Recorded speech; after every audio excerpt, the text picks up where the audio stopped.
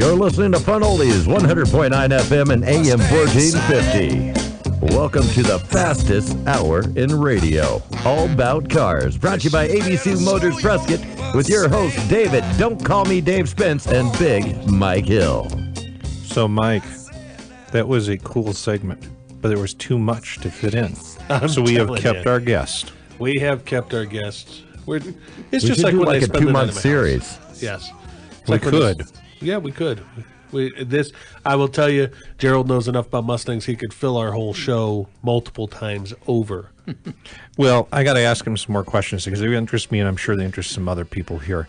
You've got all these cars. You're up to like a 5,000 square foot facility. How backed up are you? I mean, if I wanted to have something done, how backed up are you in work? I actually stopped taking work in about a year ago. All right, guys. This guy is popular, man. Really popular. So you got like a bunch of regular customers that you're doing work for then? I've got some regular customers, yeah. Okay. I'm actually debating about doing a change, wanting to try to start to find some classics now that are, kind of like cars and barns type thing. And yeah. I'm wanting to do restorations now. Uh-huh. I'm still going to do regular customer work, but I don't want to just take in anything anymore. Okay, so in order to get in the door, it's going to have to be special. Oh, yeah. Aha. Very interesting. Classics. So, when you're doing work for people, is it like they better have cubic dollars, or are you the type of guy that doesn't look at it that way? You look at, I'm out here to make money, but I'm not out here to just... I'm not trying to rob anybody. I know. There are some people that try to do that. You didn't seem like that type of person. You seem like a solid guy with what you do. So when they come in and they ask you to do stuff, do they really have an idea of what they want, or is it more like, what do you think I should do with this? They have an idea majority of the time. Okay. They'll tell me their idea, and usually what I'll do is I'll try to tell them slightly different directions, because some of their ideas will kind of clash on what they want to do. That's kind of what I would think would happen. I'm the kind of person also that'll tell you right off the bat, it don't need to be fixed. Okay. I mean, if it needs to be fixed, I'll tell the person. But no, they'll come in. Let's say, for example, they want me to do suspension upgrade or whatever. I'll check out, see what they got, and go from there. Give them suggestions of what's good, what's not.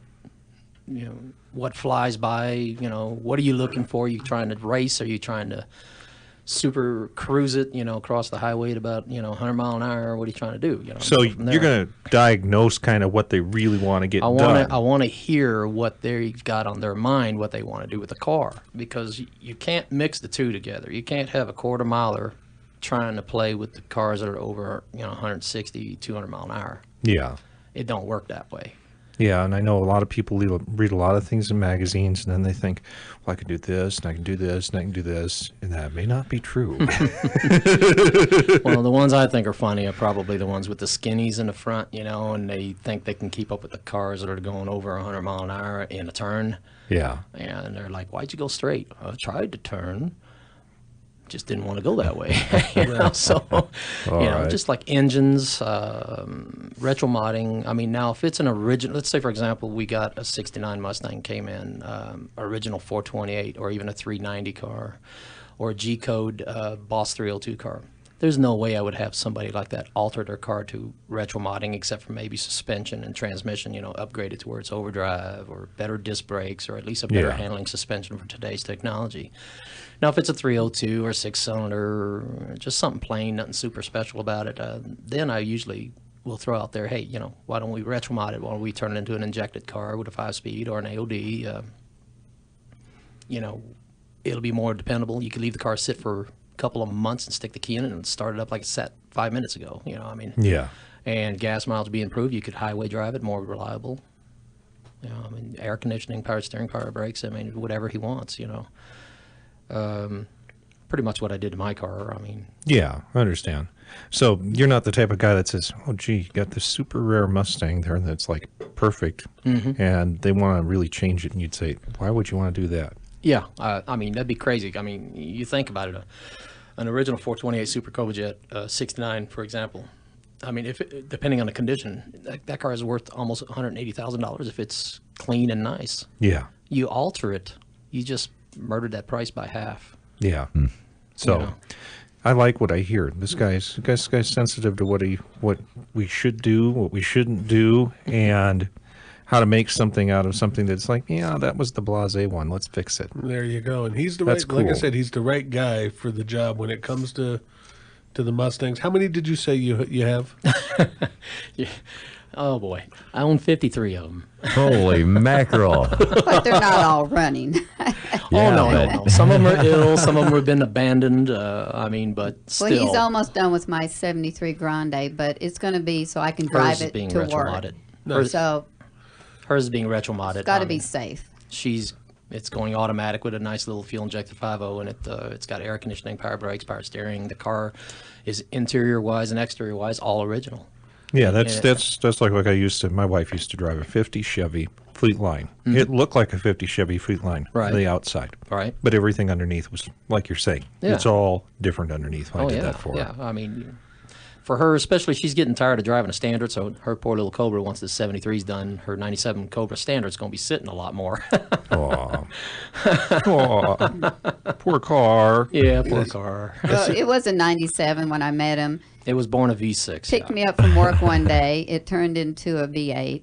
Picked me up from work another day. It turned into a full-blown Cobra. Black interior. So, I told her. Sorry. I'd let him be my boyfriend if he was bringing me a Cobra. Yeah. I mean, come on. Right. I told her. I don't know, Mike. I told her when the car grows up and it hits and the warranty's out at 100,000 miles, this car's going to grow up. So I was serious. Yeah. Nice. Now, I haven't asked this, and nobody's told me, and I haven't seen it. Mike tells me about it. You've told me about it. What color's the car you're driving or you Mine? brought out here? Right now, honestly, I think it's called PT Cruiser Silver. Really? Okay. It's a bright silver, and it's the original color, I believe.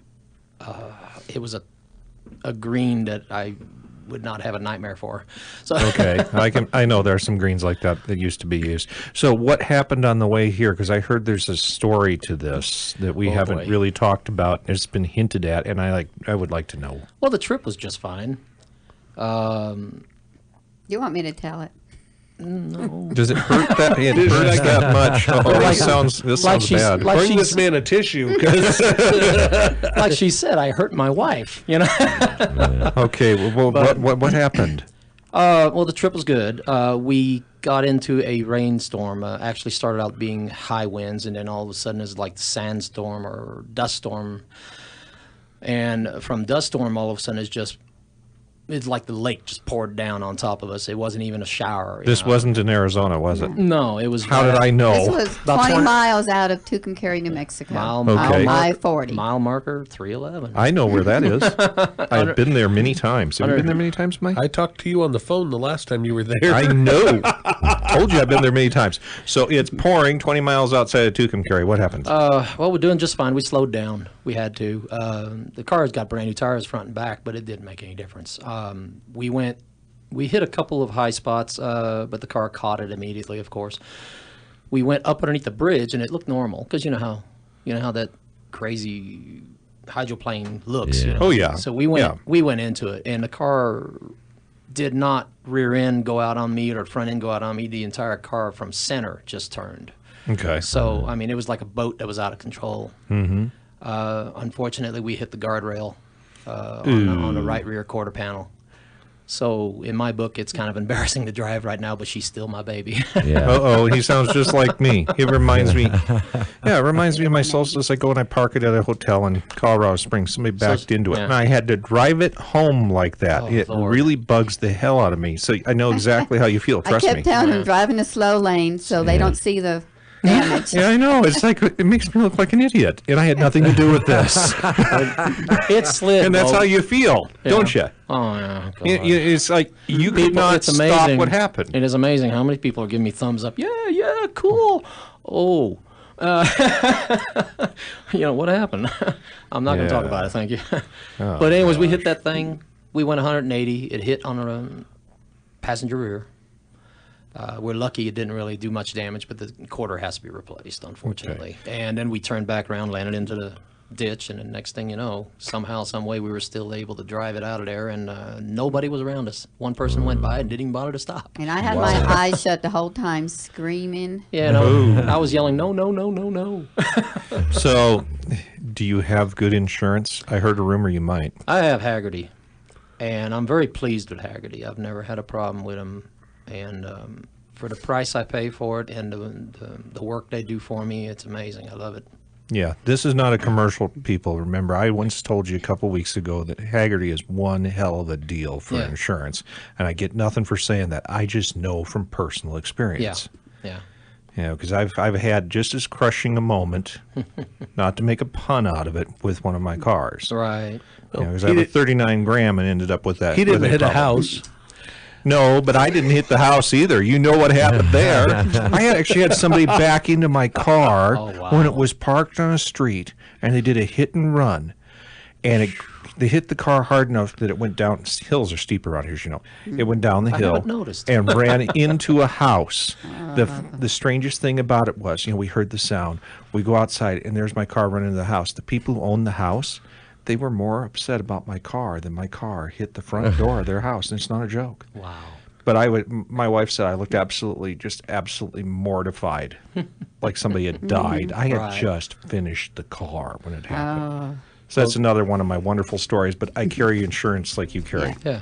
Because it's a hell of a deal. Right.